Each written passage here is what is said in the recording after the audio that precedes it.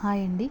ఈరోజు మనం చెప్పుకునే టాపిక్ ఏంటంటే మనం ఇంతకుముందు క్లాస్లోని కమిషన్లు ఏవని తెలుసుకున్నాం. స్వాతంత్రం ముందు వచ్చిన కమిషన్లు ఏవి, స్వాతంత్రం తర్వాత వచ్చిన కమిషన్లు ఏంటివని తెలుసుకున్నాం కదా. మనం ఈరోజు చెప్పుకునేది ఏంటంటే స్వాతంత్రం వచ్చిన తర్వాత వచ్చిన మొట్టమొదటి కమిషన్ ఉంది కదా అండి, అదేది విశ్వవిద్యాలయ కమిషను. దాని గురించి తెలుసుకుందాం. ఈ విశ్వవిద్యాలయ కమిషన్ ఎప్పుడు వచ్చిందంటే 1948లో వచ్చిందండి.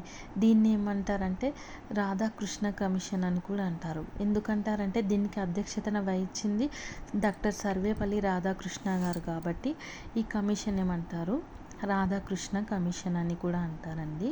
అయితే ఈ కమిషన్ ఫస్ట్ ఆఫ్ ఆల్ మనకి ఈ కమిషన్ ఎందుకోసం ఏర్పాటు చేస్తారని తెలుసుకోవాలండి.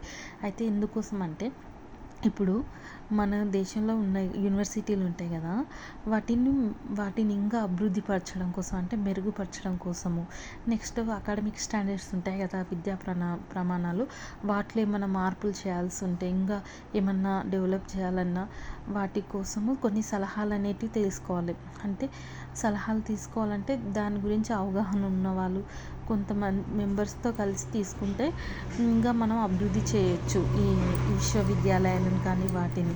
అందుకోసము ఈ కమిషన్ని కేంద్రం ఏం చేస్తుందంటే విద్యా బోర్డు ఉంటుంది కదా అక్కడ సెంట్రల్లో, వాళ్ళు ఈ కమిషన్ని ఏర్పాటు చేస్తారండి.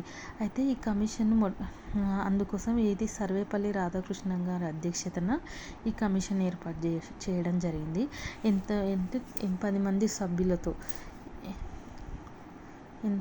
10 మెంబర్స్తో ఈ కమిషన్ ఏర్పాటు చేయడం జరిగింది. ఇక్కడ ఇచ్చిరు చూడండి, డాక్టర్ సర్వేపల్లి రాధాకృష్ణన్ గారి అధ్యక్షతన 10 మంది సభ్యులతో కూడిన కమిషన్ నియమించడం జరిగింది.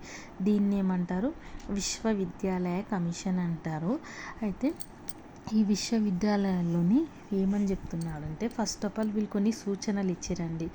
విశ్వవిద్యాలయంలో పనిచేసే ఉపాధ్యాయులు ఉంటారు కదా, వారి యొక్క అంటే వారి పని గంటలు కానీ వాళ్ళు పనిచేసే దినాలు ఉంటాయి కదా, వాటి గురించి తెలుసుకొని వాళ్ళ ఆర్థిక వనరుల కోసం యూనివర్సిటీ వాళ్ళు ఏం చేయాలంటే గ్రాంట్స్ ఇవ్వాలని, ఏర్పాటు చేయాలని చెప్తుందండి. గ్రాంట్స్ ఈ రాధాకృష్ణ కమిషన్ వాళ్ళు. అసలు గ్రాంట్స్ అంటే ఏంటంటే డబ్బు అండి, కొంచెం అంటే ఒక వ్యక్తి ప్రయోజనం కోసము డబ్బు ఇవ్వడము. అంటే డబ్బు తీసుకోవడం కానీ తిరిగి ఇవ్వడం అనేది ఉండదండి. ఇది అంటే ఎలాంటి స్వార్థపూరితంగా కాకుండా ఒక ప్రయోజనం, మంచి ప్రయోజనం కోసం డబ్బు ఇవ్వడము అట్లాంటివి గ్రాంట్స్ అని అంటారండి. నెక్స్ట్ ఏంటంటే మాతృభాషలో విద్య అనేది ఖచ్చితంగా ఉండాలని చెప్పడం జరిగిందండి. ఇంకొకటి విశ్వవిద్యాలయాల్లో పరిశోధన చేసేవారికి ఖచ్చితంగా ఆర్థిక సహాయం చేయాలి. అంటే యూనివర్సిటీలోని పరిశోధన చేస్తూ ఉంటారు కదా, వారికి ఎంతో విధంగా డబ్బు సాయం చేయాలని కూడా చెప్తున్నారు. ఇంకొకటి పరీక్ష నిర్వహించే పద్ధతిలో మార్పులు తీసుకురావాలని కూడా చెప్పడం జరిగింది. వ్యవసాయ విద్యకు అధిక ప్రాధాన్యత ఇవ్వాలని కూడా చెప్తుండు. అందుకోసం ఈ వ్యవసాయ విద్య కోసము గ్రామీణ విశ్వవిద్యాలయాన్ని ఏర్పాటు చేయాలని కూడా చెప్పడం జరిగింది. అయితే విద్యా అభివృద్ధికి ఆర్థిక సహకారం కోసం కేబ్ కమిటీ నివేదికను విశ్వవిద్యాలయ సమాజపు మేధో కేంద్రాలుగా అంటే ఈ కేబ్ నివేదిక అనేది యూనివర్సిటీలకు ఒక మేధో కేంద్రాలుగా ఉండాలి అని కూడా అభిప్రాయపడింది. అయితే ఫస్ట్ ఆఫ్ ఆల్ ఈ సూచనలు ఉన్నాయి కదా, ఇవి గుర్తుండడం కోసము నేను ఒక ట్రిక్ అనేది రాసుకున్నానండి. అది మీకు ఇక్కడ చెప్తాను. ఇంకొకటి, రాధా అనే అమ్మాయి తన 10 మంది ఫ్రెండ్స్తో కలిసి విశ్వవిద్యాలయంలో చేరింది. అక్కడ ఉన్న వీళ్ళందరికీ మాతృభాషలోనే విద్య కావాలని అంటున్నారు. అయితే విద్యా బోధన చేయాలంటే వీళ్ళకి మాతృభాషలో విద్య చేయాలంటే ఉపాధ్యాయులు అనేది ఉండాలి. ఇంకోటి వాళ్ళు ఉండాలంటే ఖచ్చితంగా వీళ్ళకి విద్యా బోధన చేయాలంటే ఖచ్చితంగా వాళ్ళు టైంకి రావాలి, వర్క్ చేయాలి. ఇంకొకటి వాళ్ళకి ఆర్థిక వనరులు అంటే మౌలిక సదుపాయాలన్నీ కూడా ఉండాలి. కాబట్టి వాళ్ళకు వేతనాలు అనేది చాలా, అంటే డబ్బు అవి కూడా ఇవ్వాలి.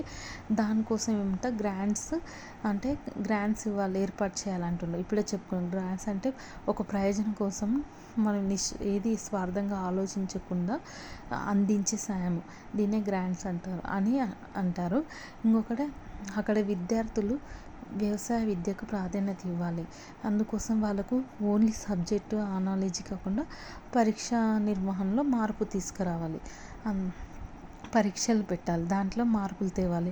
ఇంకొకటి అక్కడున్న విద్యార్థులకు వాళ్ళకు అందుబాటులో ఉండే విధంగా గ్రామీణ విశ్వవిద్యాలయాలను ఏర్పాటు చేయాలి. నేను ఇది ఓన్లీ ఈ స్టోరీ నేను ఎందుకు రాసుకున్నా అంటే ఇది నాకు గుర్తుండడం కోసము. అంటే ఇప్పుడు మనకు చదివితే ఈజీగానే అనిపిస్తుంది కానీ ఇంకా కమిషన్లు ఉన్నాయి కదా, మనం కన్ఫ్యూజ్ కాకుండా ఉండడం కోసము నేను ఈ స్టోరీ అనేది రాసుకున్నానండి. ఇప్పుడు ఇది కొఠారి కమిషన్ వాటిలో కూడా కొన్ని వస్తుంటాయి కదా, వీటికి అన్నీ మనం కన్ఫ్యూజ్ కాకుండా ఉండడం కోసమే నేను ఈ స్టోరీ రాసుకున్నాను. ఫస్ట్ ఆఫ్ ఆల్ నేనేమో రాధా అనే అమ్మాయి అంటే రాధా అంటే సర్వేపల్లి రాధాకృష్ణన్ గారు 10 మంది ఫ్రెండ్స్తో అంటే ఎంతమంది సభ్యులు ఇందులో 10 మంది సభ్యులు. అంటే ఏది విశ్వవిద్యాలయాల్లో చేరిండు అంటే ఈ కమిషన్ ఏది విశ్వవిద్యాలయ కమిషన్. అక్కడ విద్యార్థులకు మాతృభాషలో విద్యా బోధన చేయాలంటే ఈ కమిషన్ ఏం చెప్తుంది, మాతృభాషలోనే విద్యా బోధన చేయాలని చెప్తుంది.